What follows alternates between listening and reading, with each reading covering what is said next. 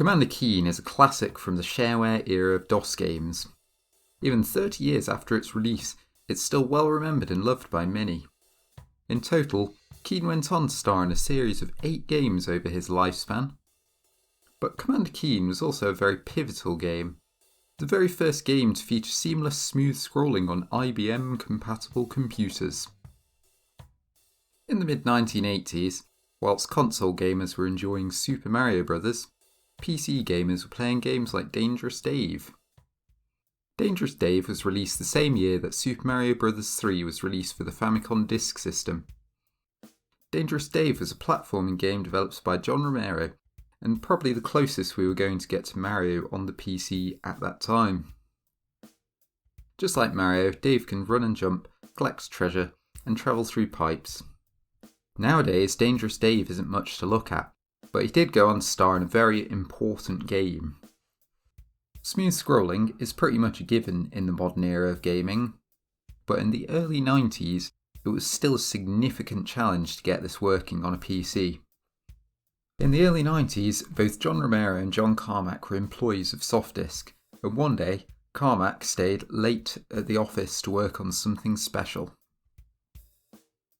The next morning, when John Romero returned to the office, he found a floppy disk on his desk with a small game featuring his character Dangerous Dave. Dangerous Dave in copyright infringement. This game also featured some graphics that were copied from Super Mario Bros. 3, which is where the copyright infringement comes from. And it also features something that was completely mind-blowing at the time, a camera that could seamlessly scroll across the level. Dangerous Dave in copyright infringement doesn't seem like much now. When I played it, I ended up getting stuck in this block. But for something created literally overnight using 8086 assembly and C, it's really quite impressive, and it's an important piece in the history of Commander Keen, but also in the history of PC games in general. John Romero commented that he was unable to work on anything for hours because he couldn't believe what he had witnessed. That's how much of a big deal this was at the time. When showing off their demo to other coders at Softdisk, nobody else seemed particularly interested, so a small team was formed and id Software was founded to make use of the smooth scrolling breakthrough. Before Commander Keen was produced, Dangerous Dave in copyright infringement was improved upon and sent off to Nintendo in a bid to port Super Mario Bros. 3 to computers. Although Nintendo found the demo very impressive, the company didn't wish their intellectual property to be ported to any system other than their own. Softdisk would eventually fade into obscurity, whereas id Software is known for creating many iconic games that people still remember today. If we head to the Wikipedia page for Softdisk, we see the comment, "Softdisk is most well known for being the former workplace of several of the founders of id Software." Although Dangerous Dave in copyright infringement was only a small tech demo, it was this that led to Commander Keen being developed in the first place. The first Commander Keen game, Commander Keen Invasion of the Vorticons, consisted of 3 episodes and was released as shareware. Shareware was a popular model at the time. Players were given the first episode for free, then if they liked it, they could buy the premium episodes and receive them through the post. We can still view the order information from within the game, and I suspect not much will happen if you decide to try and order the games now. Many of what are considered shareware classics have been made available to buy once again thanks to companies like Good Old Games, and some games have even had full remakes. Crystal Caves, Monster Bash and Wacky Wheels have all had HD re-releases, although some of these have been better received than others. The first episode of Invasion of the Vorticons, Marooned on Mars, features our hero Commander Keen doing some overnight exploration on Mars. Commander Keen is otherwise known as 8-year-old Billy Blaze, a young genius with an IQ of 314. He has captured the attention of the inhabitants of Vorticons 6, and the aliens have planned his destruction. Billy's parents are out on the town, and after his babysitter has fallen asleep, Keen heads to his backyard workshop, puts his brother's football helmet on, and flies to Mars aboard his bacon with bean mega rocket. Whilst out exploring, several parts of his ship are stolen by the evil Vorticons. He must recover them and then get home before his parents do. The Vorticons are menacing bipedal dog-like creatures that wear blue boiler suits. Keen traverses the surface of Mars trying to locate the Vorticons, then he has to murder them so he can get his ship parts back. Killing the Vorticons is actually mostly optional. The ship's parts are just there for the taking, but the Vorticons are very unpredictable in their movement, so it's best to just take them out with your ray gun. The exception to this is the last Vorticon. You can't take him out with the ray gun, so Keen has no choice but to flatten him with a large block. Exploring the surface of Mars, you'll find a few different level types, including these areas that I always thought were some sort of mud huts. In a few guides I've read, they're referred to as rock shrines, so that's what I'll call them from now on. In one of these shrines, you'll find a pogo stick, which is a key feature of the Commander Keen games. Keen's pogo stick lets him reach greater heights than his standard jump. The pogo stick isn't actually required for almost the entire game, with the exception of one jump near the end of the final level. There's a pogo stick hidden away in this level, so if you have made it this far without it, you can still hunt it down and complete the game. In the rock shrines you'll come across these statues, or machines, or whatever they are, and get messages transmitted to you, offering hints and secrets. Or in the case of one it just says, "Grrrr." This is a nice way of encouraging players to fully explore these shrines, as you can actually complete the game without entering a single one. One of the messages you are given fills you in on how to defeat the final Vorticon. You will need the ray gun in the end, but not to shoot the Vorticon. Speaking of which, ray gun ammo is actually very scarce throughout the game. The Vorticons take 3 hits, and so you need to make sure you save your ammo for them. There's one level in the second half of the world map where you can get a good refill on ammo, but it's also absolutely full of enemies, so you still need to be conservative. Another message from the shrines tells you about hidden blocks, which you can only see the top left corner of. If you keep an eye out for misplaced grey pixels, you can use these hidden blocks as platforms to get you to secret areas. Thanks to the relatively low resolution of the game, these are actually quite easy to see once you know they're there. There's also some messages about a hidden city on the dark side of Mars, which hints at the existence of the secret level. Most of the Keen games feature a secret level, with some of them being easy to get to, some of them requiring convoluted puzzle solving, and one of them being literally impossible to get to without the use of cheats. The level design is sometimes quite strange. Take this city level that actually looks like a giant cactus. There's a few routes to the ending, but it seems like every possible inch of the level is crammed full of stuff that often doesn't really make sense. I never have found any reason to take any route other than climbing straight to the top and running along to the end.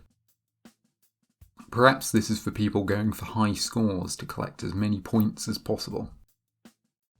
One of the levels is essentially a gigantic maze, requiring you to search high and low for 4 keycards whilst avoiding the enemies littered throughout.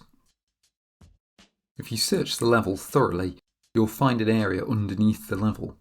You drop down a pit to explore, and you'll probably end up dying because there's a fire placed at the bottom just to catch you out. I also got launched directly into a fire by this ice cannon, so there's plenty of opportunity to fail here. Throughout the game, the hidden platforms are actually fairly scarce and not particularly rewarding. The exception is here. If you don't know about the hidden blocks, you might not even be able to make it to the secret level.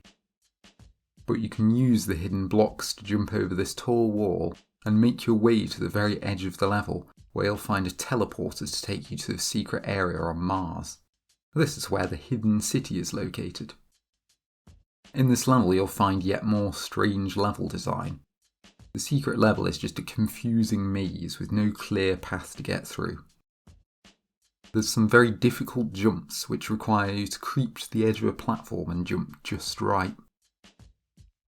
There's also a few deliberate traps, like places where you can fall directly on top of enemies. I also got killed by a Yorp in this level, the harmless but annoying one-eyed green aliens who serve little purpose but to get in your way.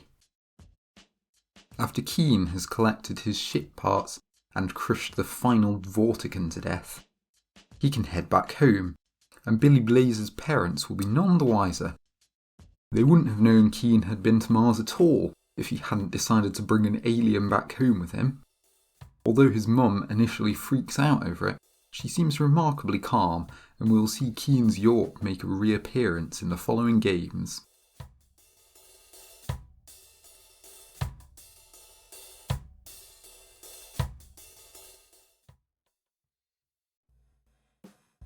Following Marooned on Mars, we have the premium episodes of Commander Keen.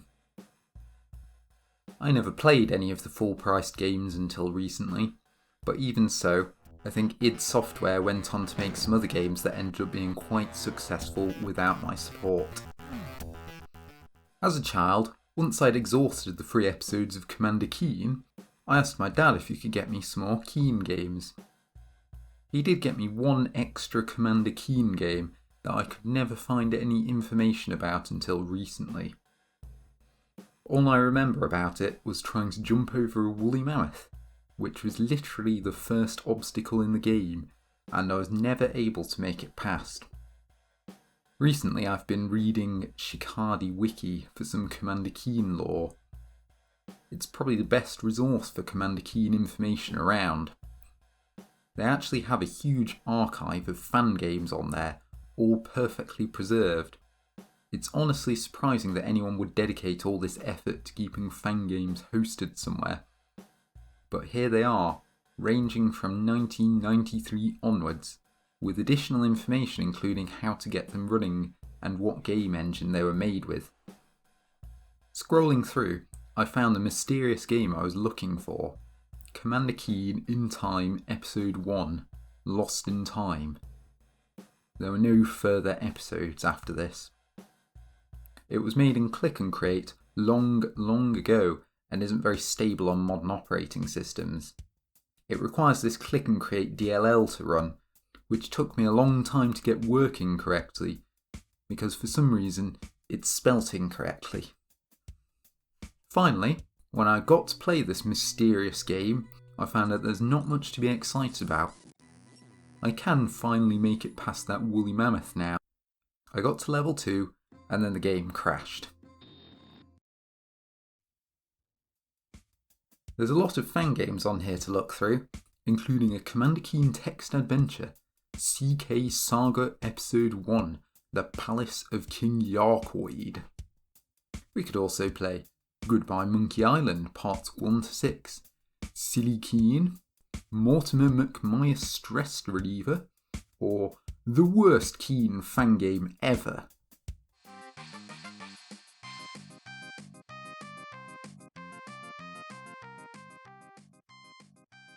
The Worst Keen Fan Game Ever is, as you might expect, fairly low effort with some comically bad Microsoft Paint style graphics.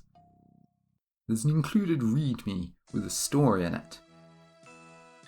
This is the incredibly dumb story. Keen has found a secret note in his backyard. It said, "I will blow up the universe. Ha ha ha." Keen figured that it must be from Mortimer McMyers, so he got in his spaceship and conveniently knew where Mortimer's base was already. The game lasts about 5 minutes. Keen cannot get hurt in any way. The platforming is very buggy, and at the end, Mortimer kills you and blows up the universe.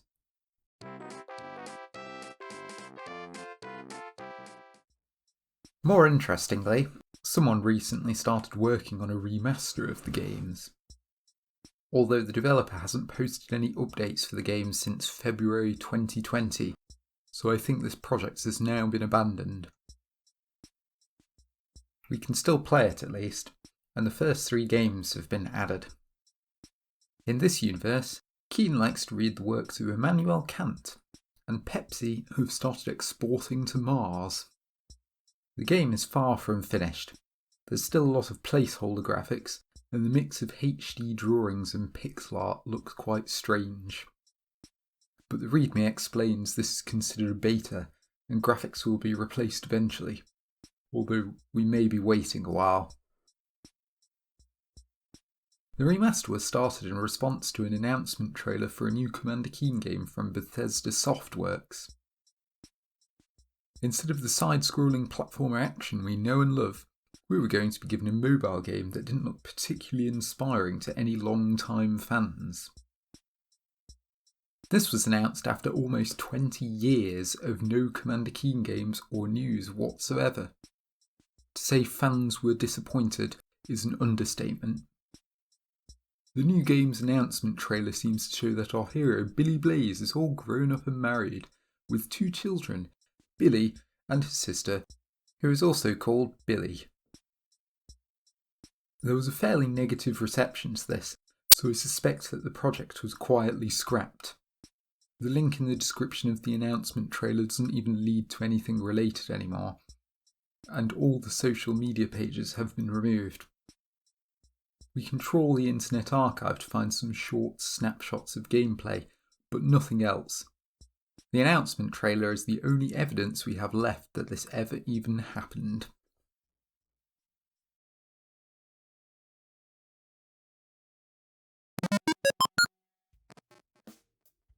In Commander Keen Episode 2, The Earth Explodes, whilst Keen's parents are asleep, he heads to the Vorticon mothership. The ship has weaponry pointed at several landmarks of Earth, so young Billy Blaze heads over there to disable it all. This is a tough decision for him, because if the Earth does get blown up, he won't have to go to school. The layout of the map in this game is a lot less inspiring than the other games, taking place upon the blueprints of the fairly homogeneous Vorticon ship. The goal of the game is to disable all the Tantalus rays pointed at various landmarks of Earth. If he doesn't succeed, then the Earth explodes.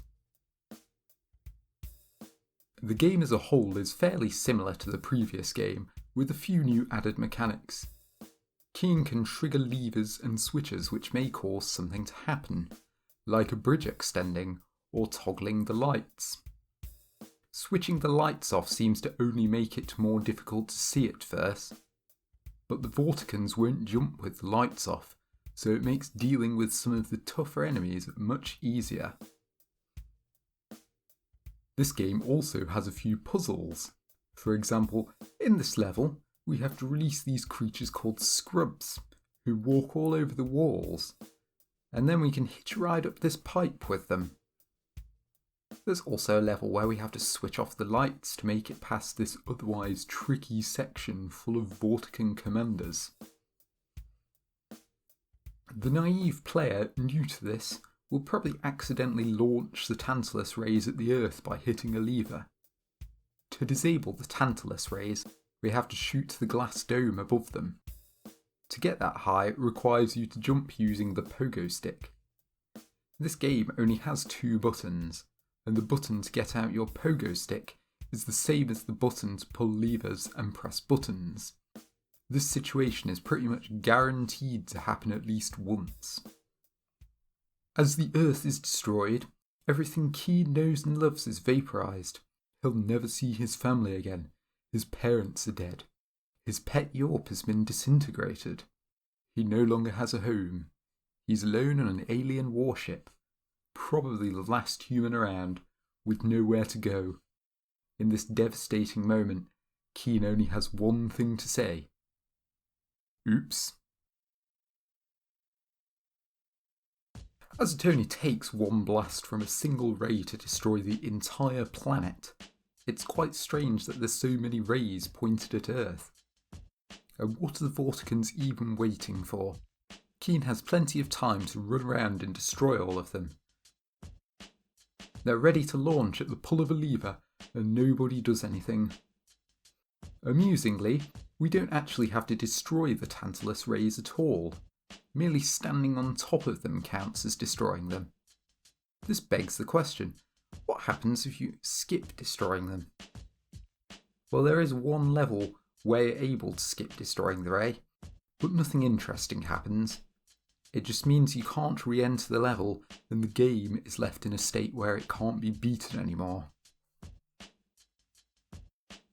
The standard Vorticon enemies in this game are mostly similar to the Vorticons from the last game, but they wear yellow boiler suits instead of blue. Keen has upgraded his pistol from the previous game to a Vorticon hyper pistol, which he found lying around. The Vorticons are much easier to take down now, requiring only one hit to kill, as opposed to the 3 hits previously required. This game is actually quite a bit tougher than Marooned on Mars. The Vorticons are as unpredictable as ever and kept killing me all the time. You also can't look up or down to pan the camera, so there's a lot of places where you have to blindly drop down. This often leads to Keen's untimely demise.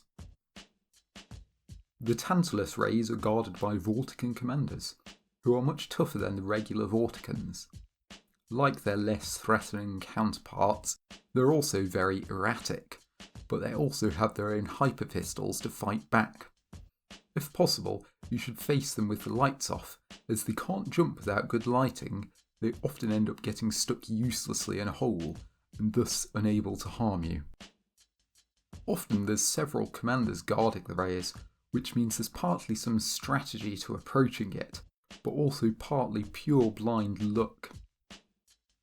One level allows you to head directly to the Tantalus ray, but there's so many commanders it's totally suicidal.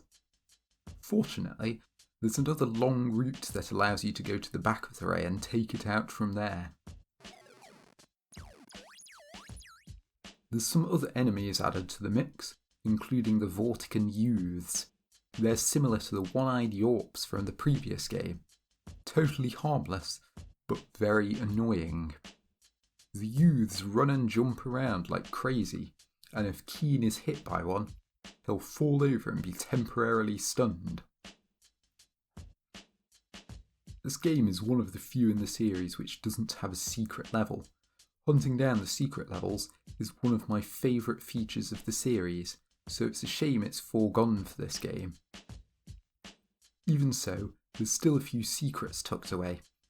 If we do a bit of exploration, we can find Vorticon elders in the corners of a couple of levels who will fill you in on some lore. Alarmingly, one of these tells you that the Vorticons are completely innocent and are being controlled by mind belts. The Grand Intellect is responsible for this, and it's revealed that the Grand Intellect is in fact also from Earth. The Vorticon Elder asks you not to hurt the other Vorticons, but we had to kill a load of Vorticons to get to the Elder in the first place. How awkward. The second Vorticon Elder tells us that a wise Vorticon will never jump in the dark. Even an unwise Vorticon won't jump in the dark either. Once Keen has disabled all the Tantalus rays and saved the Earth from surefire destruction, he returns home and the universe smiles upon him, rewarding him for his hard work with the snow day and therefore a day off school. And he didn't even have to blow up the Earth. We also see his pet Yorp from Mars makes a reappearance. But there is no rest for Commander Keen. Operating on zero sleep, he has to jet off to the Vorticon's home planet to find the Grand Intellect and sort out this mess once and for all.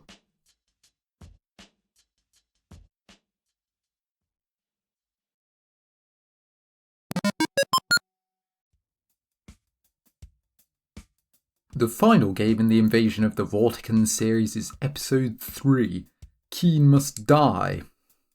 I always thought this was a pretty dramatic name, but it turns out this game really does want Keen to die.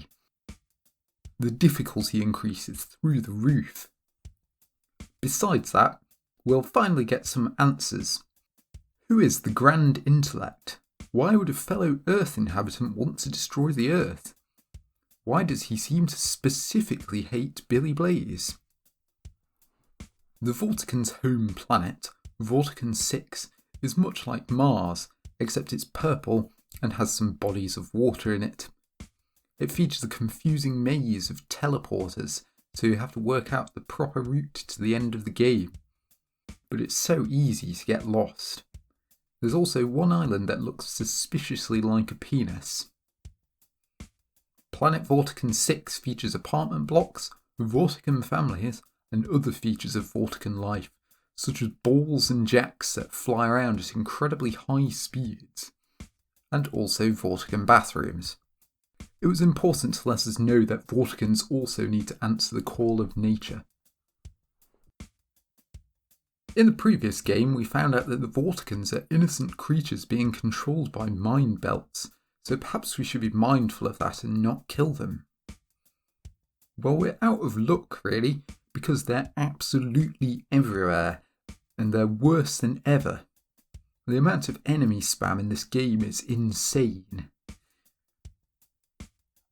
I decided to visit every level on my playthrough of this game, but most of the levels are totally optional.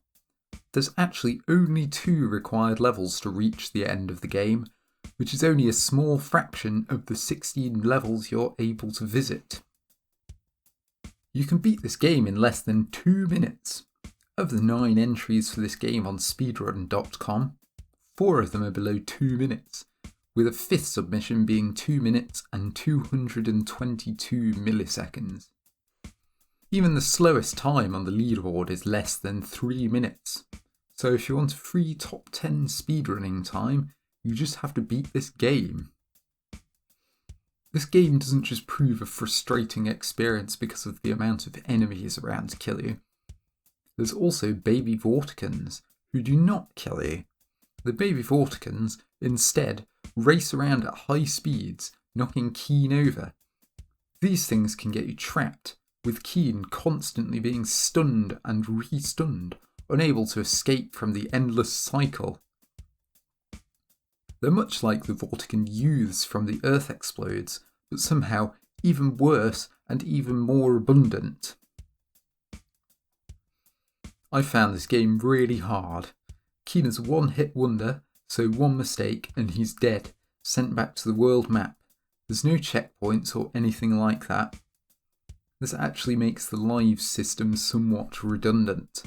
You can save on the world map, so if you save before entering a level and then die, there's nothing lost by simply reloading your save and keeping your lives.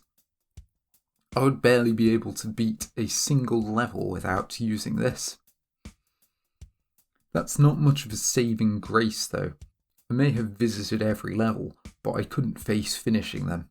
I did at least have the opportunity to die in every single level. Keen's weird controls really rear their ugly head in this game. Every time you try and jump, he stops dead in his tracks for a moment before actually jumping. This has actually led to me trying to make a speedy exit away from an enemy, only for them to blunder into me because Keen was standing still in preparation to jump.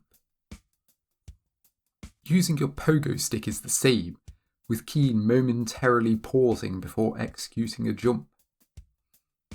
You also get a strange range of jump heights depending how long you hold down the jump button. You can basically jump 1 pixel. This style of jumping really doesn't seem to have been made for precision platforming, and yet this game is full of it. Many levels I barely even last 5 seconds before I'm dead. I can activate the God mode cheat, which gives you invincibility, but it also gives you a weird infinite jump when using the pogo stick, and that really saps what little fun there was out of this game. By the end, I was thankful I only had to beat 2 levels, because it's just about all I could manage. The level design is strange once again, which seems to be a theme with these games. In this case, some parts of the level are completely inaccessible, possibly due to this game being very rushed. Shikadi Wiki states that 16 levels were made for Commander Keen 2 and 3 in only 2 days. To put that into context, those 2 games only have 32 levels between them. This game also features some dead ends. Mr. Keycard? Well, too bad, because you're now stuck forever, forced to restart the game. The most egregious example of level design in this game is the Caves of Oblivion. When we enter the Caves of Oblivion, there's a sign outside, but we can't read it. It's written in the standard galactic alphabet, which is a simple substitution cipher. Let's hope it doesn't say anything important. The caves are a huge labyrinth, full of enemies and traps. We have to explore the entire system of tunnels, with this eye-straining background to keep you company. To complete this level, there's 4 keycards to find, and then we can open up the path to the exit. So let's go find them.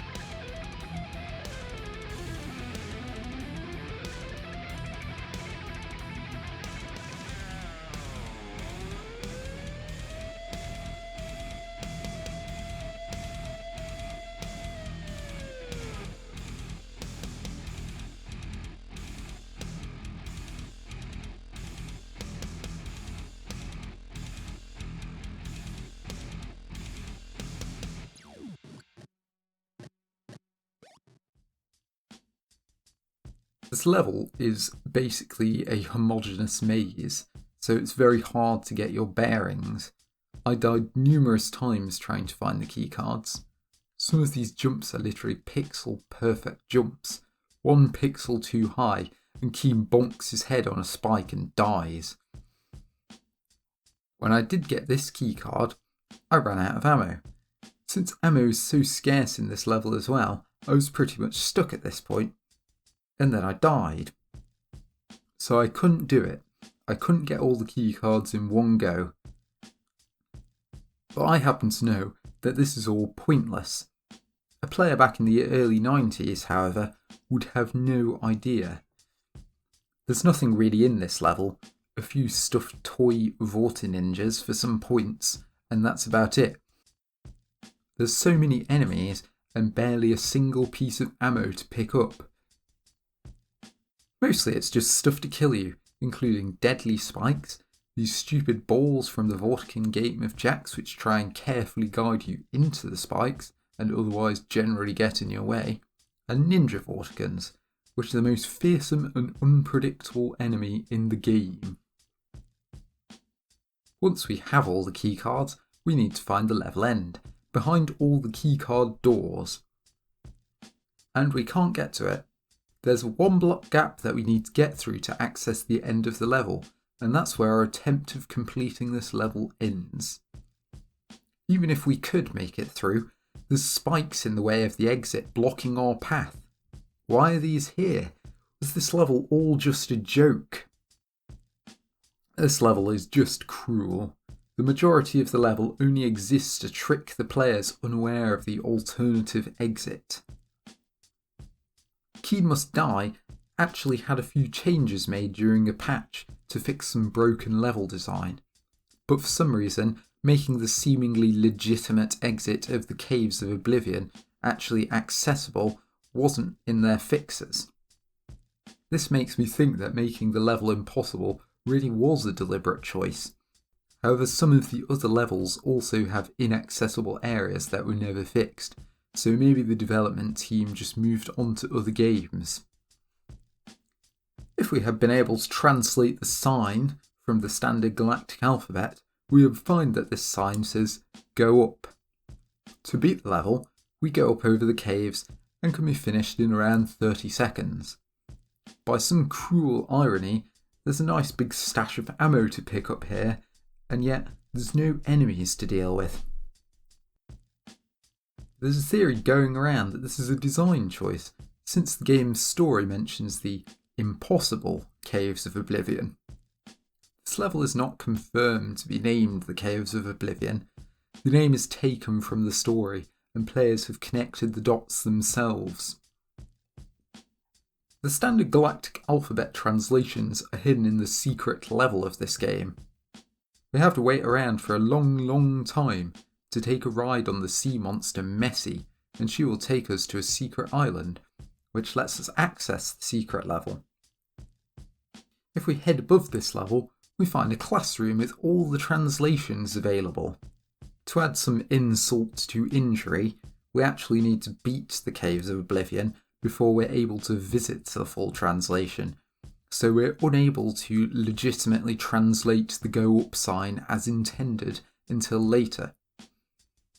There's a few other classrooms scattered around the game, and they say things like kill Keen and Earth, but none give enough information to read this sign in particular. Once I left the secret level, Messi, just like a bus you're running to catch, decided to completely ignore Keen and swim off without us, forcing me to wait another boring minute for her to return. Now that we have the standard galactic alphabet translations, we could head back and translate some of those signs we've seen everywhere. They're fairly disappointing, really, saying things like die or behold the holy pogo stick. In the Earth Explodes, the blueprints for the Vorticon mothership that Keen wanders around has Blueprints Acme written on the side. There's also a glaring goof on the mothership. If you enter the Rome level, you'll find yourself disabling the Tantalus ray pointed at Moscow, and vice versa. There's one word carefully hidden in the Paris Tantalus ray level. If we only read the yellow coloured platforms in this mix of red and yellow platforms, it spells out F-U-C-L. Fuckle. My time with Keen Must Die was miserable. I died over and over.